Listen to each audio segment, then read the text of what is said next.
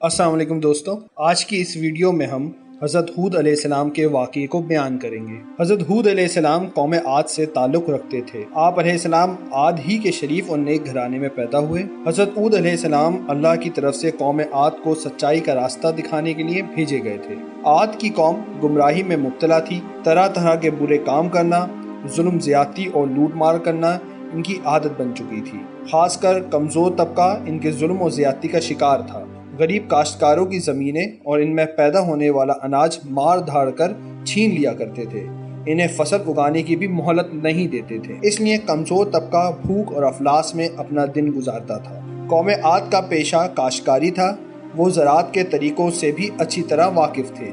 اس کے علاوہ پہاڑوں کی چٹانیں کاٹ کر ان پتھروں سے مضبوط عمارتیں بناتے، پتھروں سے شکار کرتے، جانوروں کو آگ میں بھون کر کھاتے تھے۔ عاد کے لوگ عیش و عشرت کی زندگی بسر کرتے تھے، لیکن غریب اور محتاجوں کا خیال نہیں رکھتے تھے۔ بھوکوں کو کھانا نہیں کھلاتے، بلکہ ان کے پاس جو کچھ بھی کھانے کے لیے ہوتا ان سے چھین لیتے تھے۔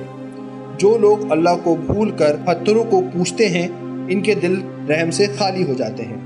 عاد کی قوم بھی مورتیوں کو پوجتی تھی۔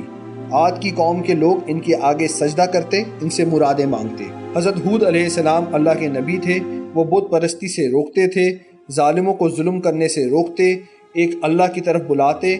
آپ علیہ السلام اپنی قوم سے کہتے، اے قوم، اللہ ہی کی عبادت کرو، اس کے سوا کوئی عبادت کے لائق نہیں۔ وہی ایک ذات ہے جس کی عبادت کرنی چاہیے، جس نے زمین، آسمان، شجر اور حجر کو پیدا کیا۔ اے قوم، تمہیں کیا ہو گیا ہے کہ اللہ کو چھوڑ کر بتوں کو پوج رہے ہو؟ ان بتوں کی پوجا سے تمہیں کچھ حاصل نہیں ہوگا۔ یہ تمہاری سراسر جہالت اور گمراہی ہے۔ بہتر یہی ہے تم ان بتوں سے منہ موڑ لو جنہیں تم نے اپنے ہاتھوں سے بنایا ہے۔ حضرت ہود علیہ السلام نے اپنی قوم کو نصیحت کرتے ہوئے کہا، اللہ تعالیٰ نے تمہیں اور ساری کائنات کو پیدا کیا، زمین میں رزق کا سامان پیدا کیا۔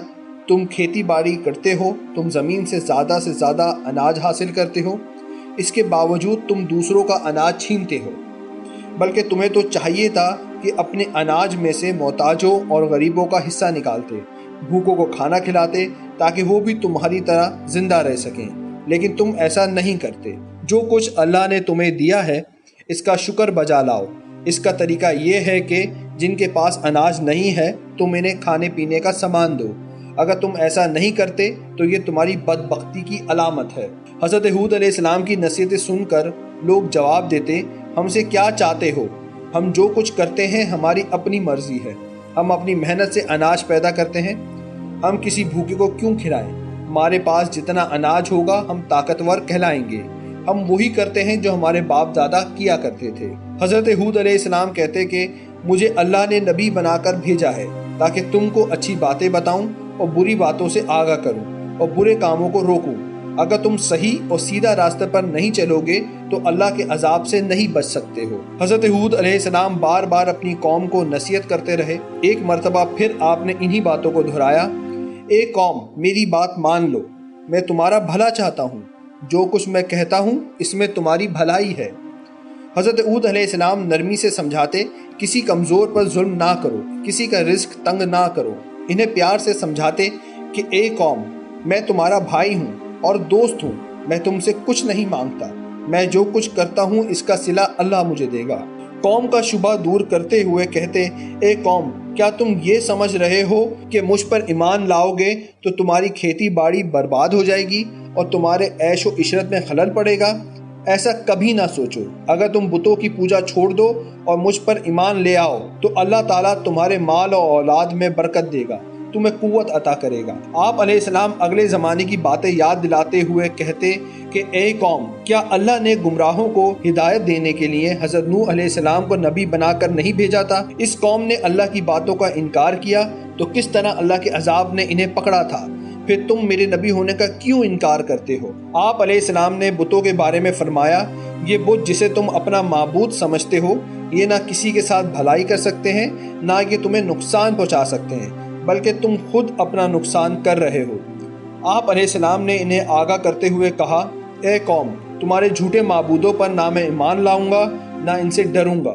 میرا بھروسہ اللہ پر ہے جو تمہارا اور ہمارا پروردگار ہے۔ قوم عاد کے لوگ برابر نصیحتیں سنتے لیکن کوئی توجہ نہیں دیتے۔ ایک کان سے سنتے تو دوسرے کان سے اڑا دیتے۔ ایک روز قوم عاد کے لوگوں نے حضرت ہود علیہ السلام سے پوچھا کہ تم بار بار نبی ہونے کا دعویٰ کرتے ہو تو اس کی تمہارے پاس کیا دلیل ہے؟ ہمیں دلیل دکھاؤ، ہم دیکھنا اور سننا چاہتے ہیں۔ بغیر دلیل دیکھے ہم اپنے معبودوں کو نہیں چھوڑیں گے، اور یہ بھی بتاؤ کہ جس عذاب کی بات کر کے ہمیں ڈرا رہے ہو وہ عذاب کب آنے والا ہے؟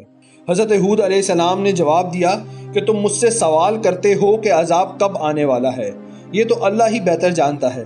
میں تو صرف اللہ کا پیغام پہنچانے والا ہوں اور آنے والے عذاب سے خبردار کرنے والا ہوں۔ ان تمام کوششوں کے باوجود گمراہ قوم راہ راست پر نہ آئی۔ اللہ کے غضب نے جوش مارا اور عذاب کے آثار پیدا ہونے لگے۔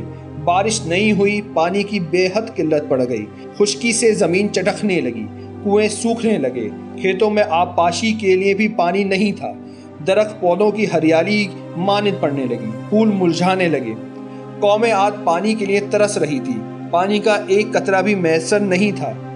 حضرت ہود علیہ السلام نے اپنی قوم سے کہا، اے میری قوم، اپنے رب سے گناہ بخشواؤ اور پھر رجوع کرو تاکہ اللہ بارش برسائے۔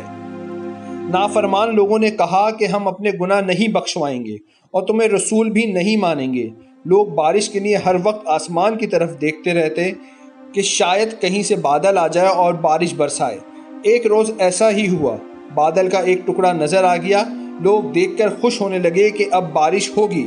حضرت ہود علیہ السلام نے فرمایا، جو تم دیکھ رہے ہو یہ برسنے والا بادل نہیں، یہ بادل نہیں بلکہ عذاب کی علامت ہے، جس عذاب کی میں خبر دیتا تھا، اس کا وقت آ پہنچا ہے۔ جو کچھ مجھے کہنا تھا وہ کہہ چکا۔ جو لوگ حضرت ہود علیہ السلام پہ ایمان لا چکے تھے، ان کے بارے میں حضرت ہود علیہ السلام سے اللہ نے فرمایا کہ جو لوگ ایمان لائے ہیں ان کو اپنے ساتھ لے کر کسی محفوظ مقام کی طرف چلے جاؤ۔ چنانچہ حضرت ہود علیہ السلام ایمان والوں کے ساتھ لے کر نکل گئے۔ شہر میں اب کوئی ایماندار نہیں رہا۔ لوگوں نے دیکھا کہ آسمان پر بادل کے ٹکڑے تیر رہے ہیں، ہوائیں چلنی شروع ہوئیں۔ ہوا میں اتنی تیزی تھی کہ پہلے نہ کسی کان نے سنا نہ کسی نے دیکھا۔ دیکھتے ہی دیکھتے آندھی چلنے لگی، یہاں تک کہ اپنا ہاتھ بھی سجائی نہ دیتا تھا۔ ہر طرف مٹی اور دھول اڑ رہی تھی، بڑے بڑے درخت جڑ سے اکھڑنے لگے، ہر طرف اندھیرا چھا گیا، ہر شے ہوا میں اڑنے لگی۔ آدمی بھی نہیں ٹھہر سکتا تھا، نہ بیٹھ سکتا تھا۔ ہوا کے زور سے بڑی بڑی مضبوط عمارتیں بھی گر گئیں۔ ہر طرف چیخو پکار کی آوازیں ہواؤں کے شور میں دب کے رہ گئیں۔ قوم عاد کو اپنے مضبوط مکانوں پر بڑا ناز تھا۔ یہ تمام مکانات زمین بوس ہو گئے، زمین پر کچھ بھی نہیں بچا۔ یہ آندھی 8 دن اور 7 راتیں رہی۔ جب آندھی تھمی تو لاشوں کا پتہ بھی نہیں تھا۔ عاد کی قوم نے غرور اور تکبر کیا، ایک اللہ کو چھوڑ کر بتوں کو ماننے لگے، انہی سے مرادیں مانگا کرتے تھے، نبی کی باتوں کا انکار کیا۔ جب عذاب کے دن قریب آنے لگے تو اللہ نے نیک لوگوں کو بچا لیا، گمراہوں کو عبرتناک سزا ملی۔ عاد کی قوم کا صرف کتابوں میں ذکر پایا جاتا ہے۔ تباہ شدہ شہر کے کھنڈرات آج بھی درس عبرت دینے کے لیے زمین پر دیکھے جا سکتے ہیں۔ حضرت ہود علیہ السلام کا مقبرہ مقلا سے 90 میل شمال کی جانب ہے۔ اس کے چاروں طرف کھنڈرات اور کتبے کثرت سے بکھرے پڑے ہیں۔ لوگ ہر سال رجب کے مہینے میں اس مقبرے کی زیارت کرتے ہیں۔